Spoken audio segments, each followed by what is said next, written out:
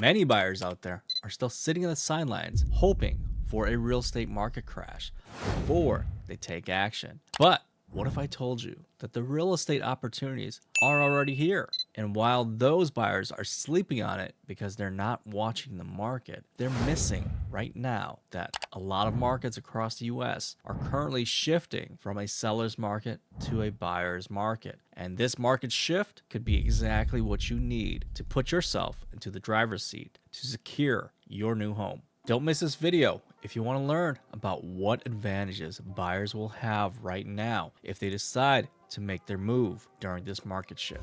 First, let me welcome you to the channel if you've not been here before. My name is Lor Vang, and I am a licensed realtor as well as a loan officer in the greater Milwaukee, Wisconsin market. I'm with the MoveSmart community where I help consumers just like you, buyers, sellers, and investors make their next real estate move a smart one. So, today's video, we're going to break down how you can take advantage of the current shift in this market cycle to benefit you as a home buyer.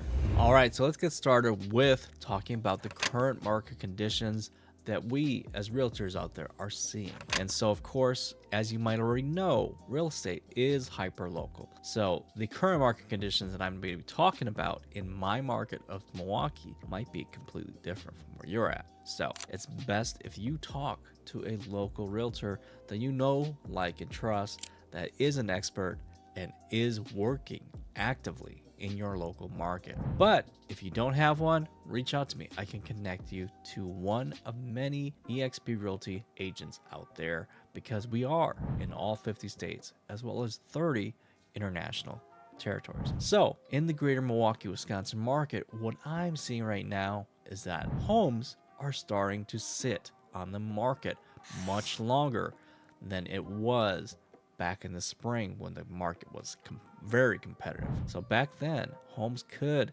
basically go off the market within the same day or definitely that same weekend. And so what does this mean for you as a buyer? Well, it's a sign, it's a signal that the market is now shifting that balance of power from sellers to buyers. So let's talk a little bit more about what benefits this has for you. The first major benefit that you are going to notice is that you now have the luxury of time when you're doing your home shopping. What that means is that you no longer have to rush to schedule a tour as soon as a home is listed. Now, of course, there's some caveats to this, of course, like location. If that home is in a great location, A1, where everybody wants to live, and it's priced correctly, then you better believe the home's still going to move. But majority of the listings out there that are just normal neighborhoods, those you now have the luxury of time to take your time to get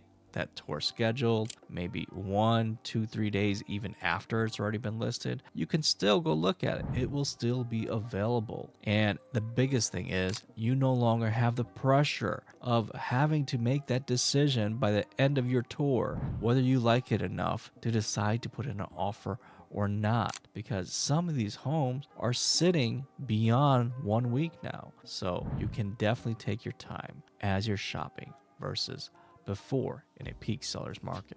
And so this leads us to our second benefit, and that is a result of as the homes on the market sit longer and longer, that is a clear signal to the seller that the current pool of buyers shopping in the market right now, they're not willing to buy the seller's home for the price that they're asking for. And so that means, seller, you better do a price reduction in order to get buyers in the door to see your home and potentially make that offer so that you can actually sell your home. Because let's be real, the reason why a home doesn't sell is number one, the price.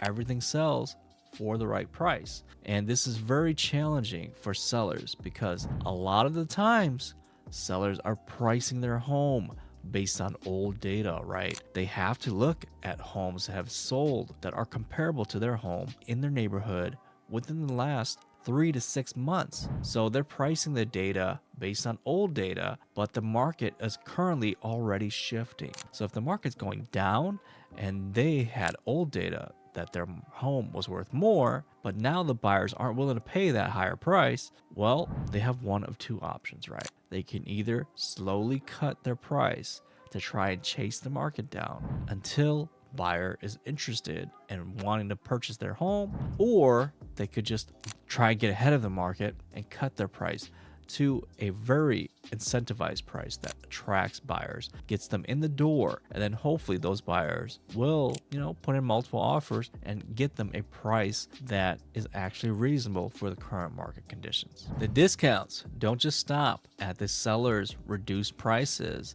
If their home has been sitting on the market for a significant time and your offer is the only offer in town, guess what? You could offer even lower than their most current reduced price because you're the only offer in town. What else do they have? So you could get really major significant savings on buying a home during a shift like this. As you can see, the balance of power is shifting from sellers to buyers, and this now allows buyers to have more negotiating power. So things as simple as a home inspection are now possible. In a competitive market, you basically had to waive that in order to beat out other buyers who are willing to waive it. But now it's back on the table. And even upfront seller closing cost credit, well, now you can ask for that right up front. Back when it was super competitive, that was not even a possible thought. The last thing that I want to leave with is a strategy for the buyers out there who are trying to buy a little bit more home than either what they've been pre-approved for or what they want to spend on their own monthly mortgage budget that they've set for themselves. Or phrased another way, the home that they're really trying to get into no longer exists at the price range that they're willing to buy it for because prices have gone up. So what can they do? Okay, so if this is you and this is what you're trying to accomplish, then the very first thing that you're gonna need to do, stop looking at the brand new listings. Because guess what? The brand new listings get the most attention.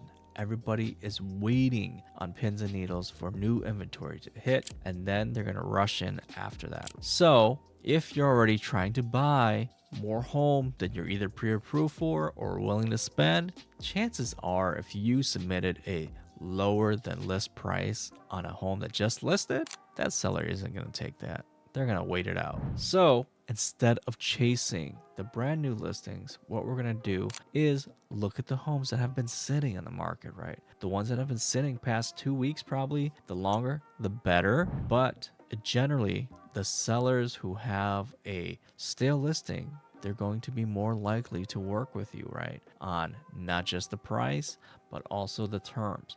So now you can call the shots. So if you want closing cost credits to help you either buy down the interest rate to make your payments more affordable, or you can also apply it to reduce your closing costs. So less money that you need to spend out of pocket to bring to the closing table. So there's a lot of ways that you could potentially make this work, but you have to be willing to work and maybe find a house that is not in as good condition as you thought. So you have to be willing to maybe possibly do a little bit of TLC, some paint, some flooring, right? Maybe some updates to the bathroom or kitchen down the line. And think about it, right? The location is probably more important than how the house looks, right? Because you can always change the way a house looks, but to change the location, good luck with that, right? And especially the most important thing is you want it to fit within your monthly budget. So location and budget, that's really it. The house, how it looks, like I said, you could definitely make those changes. You don't have to do it right away when you buy it. You could wait a couple years to do certain things, right? So this strategy could definitely help you to accomplish your goal of buying in a nicer area, a slightly nicer house than you want to spend on. So give it a try.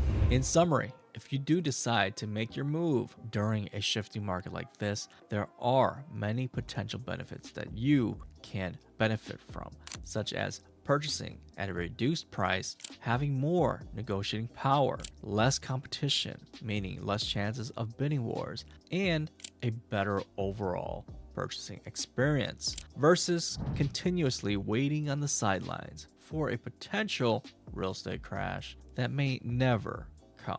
Of course, these windows of opportunity can close quickly, so it's best to make your decision, get prepared to shop for a home, and jump in before the market shifts again. So, if you like this content, you know somebody who needs to see this video, do me a favor, share it out, hit that like button so that algorithm can get it out to other viewers just like you. And if you want to see more content just like this, hit that subscribe button and the bell notification to be alerted of future videos just like this one. Thank you so much for watching. I will see you in the next video.